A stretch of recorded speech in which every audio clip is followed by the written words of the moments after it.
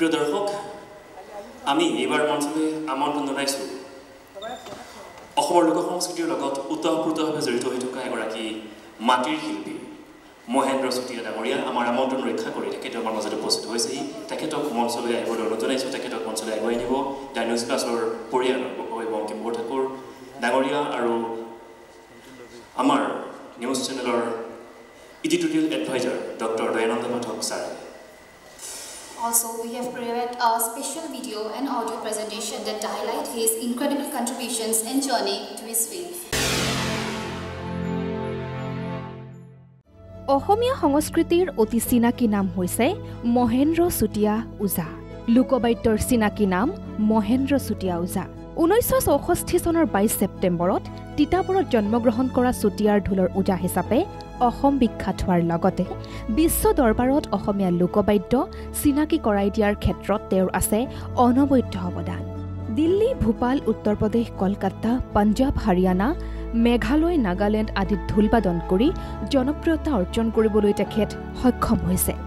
অসমৰ লোকবাদ্য বিশ্ব দৰবাৰত পৰিচয় কৰাই দিয়া হেৰাই যোৱা অসমীয়া সংস্কৃতি ধৰি ৰখাৰ ক্ষেত্ৰত অৱদানৰ বাবে তেওঁক মঘাই ওজা বঁটা ঢোলৰ সম্ৰাট উপাধিৰে বিভূষিত কৰা হৈছে।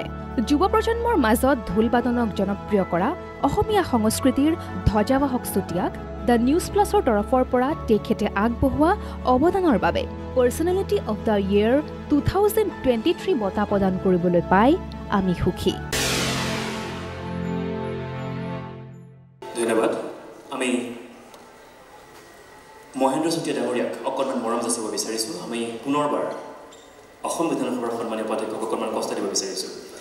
ছাৰ অকণমান আগুৱাই আহি আমাক উৎসাহিত কৰিলে আমি নিথৈ আনন্দিত হ'ম আৰু মই মঞ্চৰ মাজলৈ আগুৱাই নিবলৈ অনুৰোধ জনাইছোঁ মহেন্দ্ৰ চুতীয়া ডাঙৰীয়াক। মহেন্দ্ৰ চুতীয়া ডাঙৰীয়াক আমি এটা ফুলাম জাপি, এখন ফুলাম গামোচা, এটা মেমেণ্টো, এখন মানপত্ৰৰ সন্মান জনাম আৰু এই ফুলাম জাপিৰে সম্বৰ্ধনা জনাইছে অসম বিধানসভাৰ সন্মানীয় উপাধ্যক্ষ নিৰ্মল মণি ডাঙৰীয়া। ফুলাম গামোচা আগবঢ়াব দ্য নিউজ প্লাছৰ editorial adviser doctor Dayananda Pathak sir. Memento আগবঢ়াব দ্য নিউজ প্লাছৰ মুখ্য পৰিচালনা সঞ্চালক অনিৰ্বাণ দাস ডাঙৰীয়া আৰু মানপত্ৰ আগবঢ়াব অসম বিধানসভাৰ সন্মানীয় উপাধ্যক্ষ ডক্টৰ ৰমন হোমিন ডাঙৰীয়া।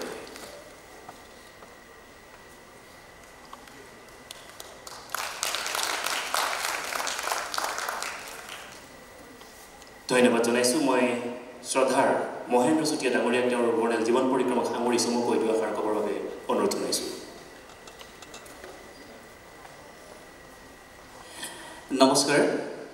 দ্য নিউজ প্লাছৰ এই 3 বছৰীয়া এই জন্মদিনত উপস্থিত সকলো ইয়াৰ বিশিষ্ট অতিথি, বিশিষ্ট ব্যক্তি আৰু ৰাইজক মই আন্তৰিক অভিনন্দন জনাইছোঁ।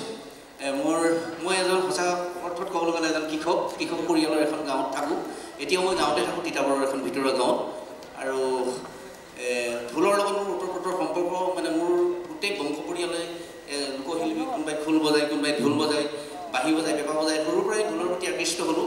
এইটো মই জীৱিকা হিচাপে লোৱা নাই, ঢোলটো ভাল পাওঁ, সেইকাৰণে ঢোলটো বজাওঁ। জীৱিকা মোৰ মই কৃষক, মই কৃষি কৰোঁ আৰু গাঁৱতে থাকোঁ।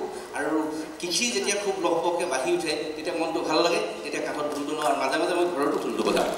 আৰু আজি সুদীৰ্ঘ 40 বছৰ ঢোলটো বজাইছোঁ। অসম চৰকাৰৰ বহুতবিলাক সাংস্কৃতিক সঞ্চালকৰ যোগেদি ভাৰতৰ বিভিন্ন ৰাজ্যলৈ মই ঢোলটো লৈ গৈছোঁ। এইখন চৰকাৰে মোক সুবিধা দিছে আৰু শেহতীয়াকৈ গুৰু উপাধিটো দিছে কেন্দ্ৰীয় চৰকাৰে এই 24 বৰ্ষত। গতিকে আৰু অকণমান দায়িত্ব বাঢ়িলে এইবাৰ ঢোলটো বেছিকৈ বজাব লাগিব এইবছৰ। গতিকে সকলো ৰাইজলৈ মই ওলগ জনাইছোঁ। ঢোল হ'ল অসমীয়াৰ বাপতি সাহোন। এটা জাতিৰ আত্মপৰিচয় হ'ল নিজৰ ভাষা, কৃষ্টি, সংস্কৃতি হ'ল এটা জাতিৰ আত্মপৰিচয়। আমি যদি নিজৰ ভাষা নাজানো, আমি যদি নিজৰ কৃষ্টিক নাজানো, গতিকে আমাৰ আত্মপৰিচয় নাথাকে। গতিকে ঢোলটো যে মই বজাওঁ, এইটো ঢোল মহেন্দ্ৰ চুতীয়াৰ ঢোল নহয়, অসমীয়াৰ জাতীয় বাদ্য ঢোল। মই পৰিৱেশক প্ৰচাৰক। ঢোলৰ গৰাকী হ'ল অসমীয়া সমাজ, অসমীয়া ৰাইজ। মোৰ যি অধিকাৰ, পাঠক ছাৰৰ সেই অধিকাৰ। গতিকে এইবিলাকেই হ'ব অসমীয়াৰ পৰিচয়। আমি অসমীয়া জাতিয়ে সদায় অসমীয়া সংজ্ঞা বিচাৰি কৰোঁ। মই ভাবোঁ এইবিলাক কৃষ্টি, সংস্কৃতি, ভাষাক যেতিয়া আমি নিজেই সন্মান কৰিম, আমাৰ প্ৰজন্মই যেতিয়া তেওঁলোকক সন্মান কৰিব, চাগে এদিন আপুনি আমি অসমীয়া সংজ্ঞা বিচাৰি পাম। ধন্যবাদ সকলোলৈকে ভক্তিভৰে আশা থাকিল। ধন্যবাদ।